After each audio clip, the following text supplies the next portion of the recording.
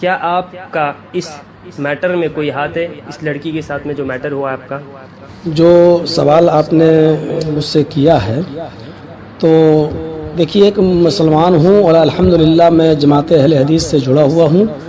اور جماعت اہل حدیث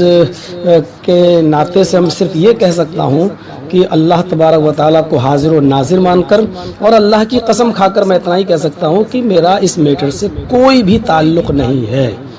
یہ صرف منصب کی لڑائی ہے، عہدے کی لڑائی ہے، اور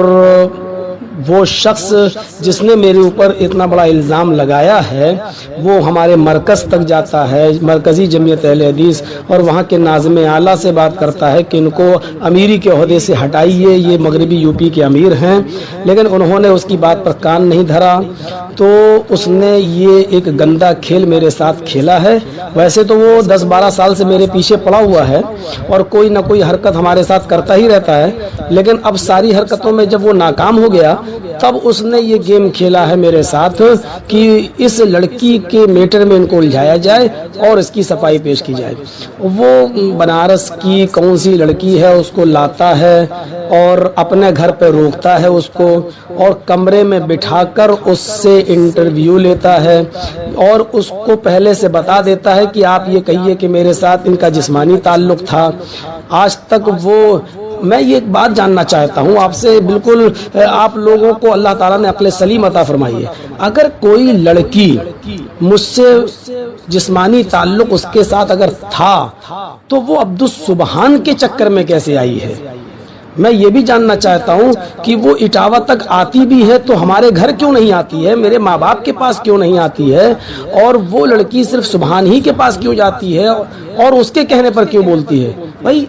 آپ شرعی طریقے سے اگر آپ اس کا علاج چاہتے ہیں، اس کا حل چاہتے ہیں، تو اس کے لیے 4 عینی گواہ چاہیے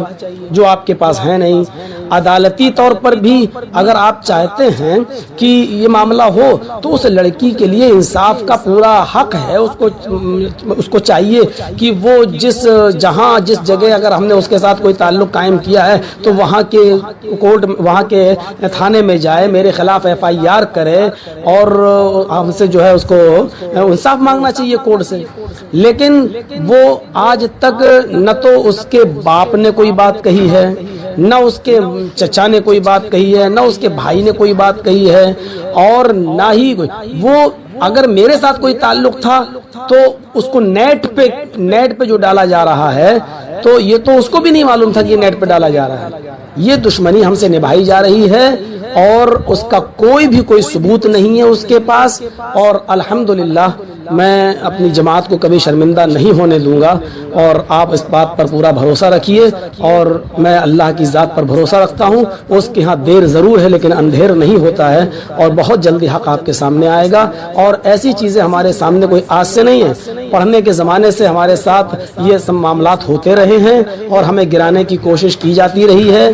کیونکہ جو آدمی جتنی اوپر اڑان اڑتا ہے اور جتنا مشہور ہوتا ہے اس کو گرانے کی کوشش بھی اتنی ہی زوردار انداز میں کی جاتی ہے، لیکن اللہ کا ہاتھ ہمارے اوپر ہے، اور انشاءاللہ مجھے امید ہے کہ بہت جلدی اس کا فیصلہ ہوگا، اور بہت جلدی جماعت اہل حدیث کو میں کوئی خوشخبری سناؤں گا انشاءاللہ۔ السلام علیکم ورحمۃ اللہ۔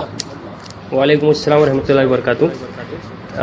ماشاءاللہ شیخ نے اچھا اپنی طرف سے خلاصہ کیا ہے، اور یہی خلاصہ جو ہے عوام اہل حدیث عوام چاہتی تھی کہ شیخ اپنی زبانی کریں، اور ماشاءاللہ یہ بہت اچھی بات ہے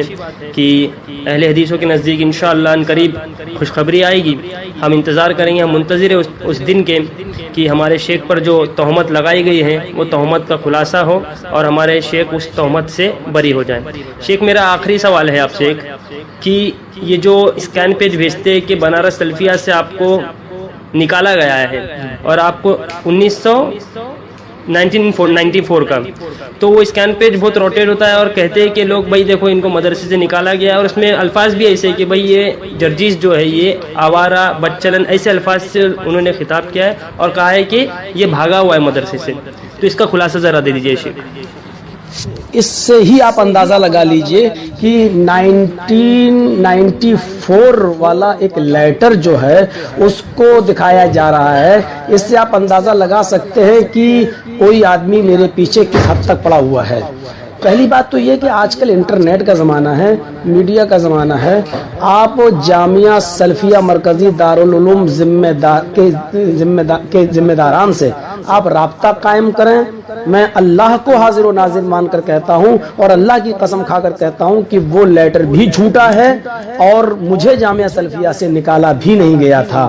بلکہ میں جامعہ سلفیہ جاتا بھی ہوں. جامعہ سلفیہ کے ارد گرد ہمارا پروگرام بھی ہوتا ہے، جامعہ سلفیہ کے اساتذہ ہمارے پروگرام میں شریک بھی ہوتے ہیں. جب بھی ہمارا پروگرام بنارس وغیرہ میں اور قرب و جوار میں ہوتا ہے تو یہ بھی ایک سازش ہے ہمارے خلاف. اس طریقے کے پرچے وہاں چھاپنا،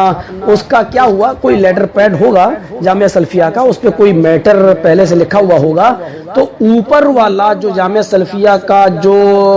لیٹر پیڈ ہے اس کے اوپر کا حصہ کاٹا گیا اور نیچے جو مہر لگی ہے اس کا حصہ کاٹا گیا اور ایک سمپل کاغذ پر چپکا کر اس میرے خلاف میٹر بنا کر اور اس کی فوٹو کاپی کرا کر اس کو اسکین کر کے یہ دیا جا رہا ہے. اچھا، دوسری بات یہ کہ اگر کسی کو اس لیٹر پر شک ہے کہ جامعہ سلفیہ سے نکالے گئے ہیں تو جامعہ سلفیہ کا فون نمبر محدث وغیرہ میں رہتا ہے اور آج کل موبائل کا زمانہ ہے، نیٹ کا زمانہ، آپ معلوم کر سکتے ہیں کہ جامعہ سلفیہ سے ہم کب نکالے گئے ہیں، کس سال سے نکالے گئے ہیں. انشاءاللہ آپ کو تشفی بخش جواب ملے گا. جامعہ سلفیہ سے میں نہیں نکالا گیا تھا. ایسی بات اگر آپ لوگ کہتے ہیں تو بس میں اس کے معاملے میں اتنا ہی کہوں گا، فلعنت اللہ علی الکاذبین، جھوٹوں کے اوپر اللہ کی لعنت ہو. آپ کو ایک راز کی بات بتاؤں، میرے پاس اس کا بھیجا ہوا ایک آدمی لکھنؤ میں میرے پاس آیا اور مجھ سے کہتا ہے مولانا صاحب آپ یا تو بی جے پی کا پرچار کریے اور بلینک چیک لے لیجئے، جو چاہیے وہ لے لو، کھل کر آئیے بی جے پی میں، ہم سواگت کریں گے. پورے اتر پردیش کا ہم آپ کو الپ سنکھیک کا ادھیکش بنا دیں گے. میں نے کہا نہیں صاحب، بی جے پی میں ہم نہیں جا سکتے ہیں، بی جے پی میں ہم جائیں گے تو ہماری قبر کھد جائے گی.